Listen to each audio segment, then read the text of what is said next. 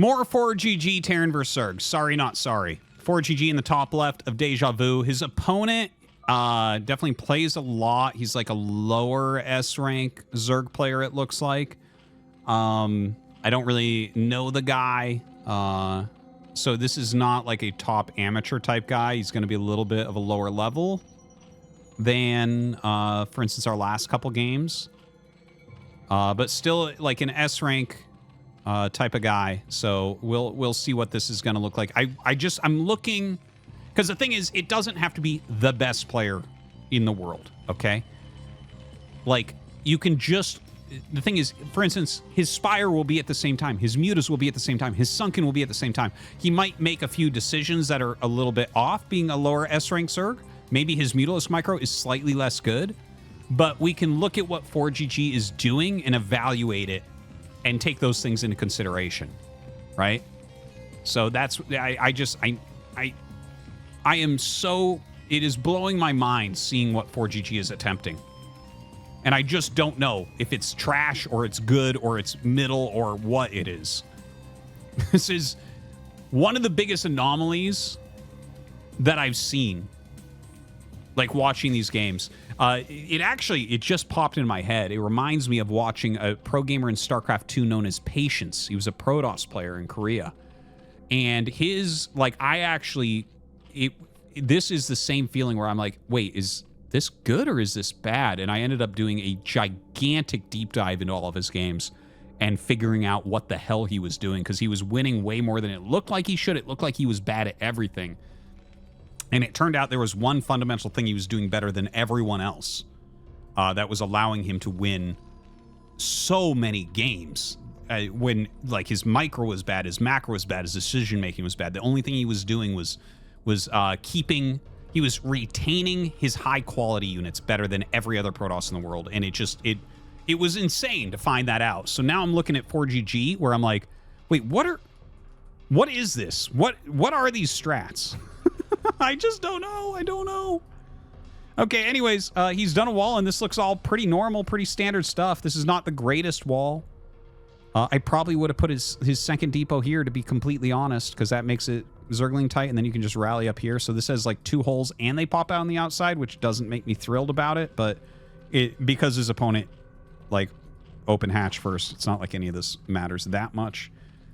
I guess there's a small chance that a huge Ling rally could come and screw things up. I don't think it will, though. I don't think it will. Spawning pool is done. A couple Lings on the way. A couple Marines coming across for a little bit of pressure. 2 more Lings get started, so this is not going to end up doing anything. If only 2 Lings are out, then suddenly this can do a lot, but he might just be waiting to see, like, if a couple Lings come up for scouting, maybe he can pick them off, that type of thing. See what pops out of these eggs as well. So he sees 2 Lings there, but you can't know if Lings were made from the natural. 3 Marines actually can beat 4 Lings, if they run up into them especially. Hey, there you go. Gets a little bit of damage. And this is where you probably walk home, but you might commit. Since he has a wall, like, the committal actually can make sense, because he can defend a counterattack pretty well. I think just going behind the minerals here would be really strong. I'm surprised he didn't bring the SCV with him. The SCV blocking here would do really, really well. Ooh! Okay, well, this worked out exceedingly well. Getting 2 drones with those 4 Marines is really, really good. All right, he starts a Spire. You know, it's 2 drones, so it's not the end of the world, but definitely as Terran, you feel ahead here, without question. And you are ahead, of course. That's why you feel ahead. But it's recoverable. It's only 1 barracks, so that's the end of any pressure you could do. Academy, one Rax Academy. Yeah, that's kind of funny, because if your opponent was going speed and they come over the top with a lot of speedlings, they actually could break through this. But of course, that would put them 100% all in, whereas if you do block it, the game is over. But yeah, he's not doing that. He's just re-droning, which I think is probably the correct play here. Second Rax. This is all pretty standard stuff from 4GG. This is one of my favorite builds, personally. The 1 Rax Academy Rush is very flexible. And generally, you'll go into 3 Racks after that, and that is what he's doing here as well. Keeps this SCV blocking for Lings. Yeah, everything looking strong for 4GG. And actually, he gets 3 racks started before the eBay, that's some nice optimizations as well. Oh, I think he got to skip 1 depot. Yeah, he got to skip this depot until later because he lost those 4 Marines. So that was a very good on-the-fly change, actually. Because sometimes in this type of situation, you go second racks, then eBay, and then racks, or sometimes you could even go eBay, racks. So just a little different there. Anyways, not a big deal. Bottom right, hatchery. Mutas on the way, +1 attack on the way, so he'll probably be pretty aggressive with the mutas, which makes sense, since he can just kind of rally them over here and harass those minerals pretty well. Range on the way. It's 3 racks play, so like 3 racks, once range is done, you can come out and kind of play on the map a little bit. You do have to be a little bit careful. This type of play, and I think what we'll see is basically range will finish. Oh god, he doesn't have turrets up there, but oh, it's only 2 mutas so far. Once he has range, like generally you'll come out on the map a little bit and just kind of scuffle. Keep the Zerg back. The thing is, if you get, well, specifically if you have Sulky, Sulky makes a lot of money off this. Terran's moving out to that position, so we'll see how 1, 2, 3 Zerg 4, 5, 6 does.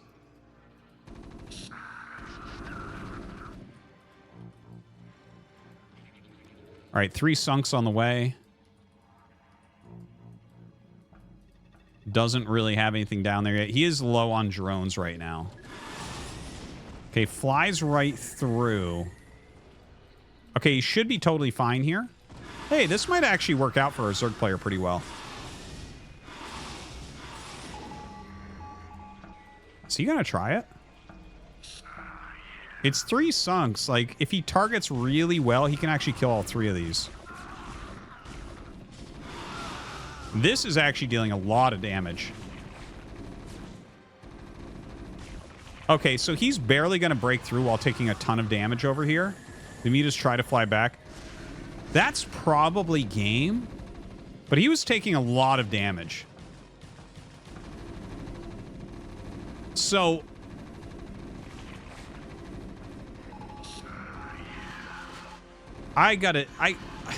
dude, it's like every other ForGG game is surprising me with how strong it is, and then every other ForGG game is surprising me with how terrible it is. Because this, like, yeah, he technically broke through, but there is absolutely a world in which this guy gets his Sunkens up a little bit quicker, and his mutas end the game over here. Like, his mutas were doing near game-ending damage. If he doesn't get broken, he wins. And yes, he got broken, so I guess ForGG wins, but like,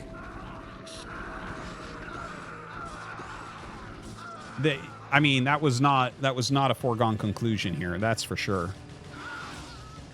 If he just has 4 sunks finished, or like a group of lings there with it, or yeah, yeah, I don't know. The Zerg is really screwed now with just 15 drones. He does not have enough mutas to whittle this down. If he had like 8 mutas here, I'm like, okay, maybe. But like 4 and 3 of which are damaged pretty heavily, yeah, not too likely. Dude, 4GG is a Terran vs Zerg mystery. Like, as far as standard Terran play goes, this didn't look that great. This was the only game he's played so far that we've looked at where it was like a very standard play. And, like, he was lacking in defense. His move out was, like, it's like, yeah, I mean, he busted him, so he wins. Okay, but that's not always going to happen. And, like, I would say, especially as you move up the ladder, this quality of play from 4GG wouldn't normally work. But, you know, obviously he's a weird technical type player. I don't know, man. I can't just cast 4GG TVZs forever. So I think we're going to leave the Terran vs Zergs at that for now. And call this undecided. I don't know. Okay, guys, I hope you enjoyed. Thank you for watching. We'll see you next time.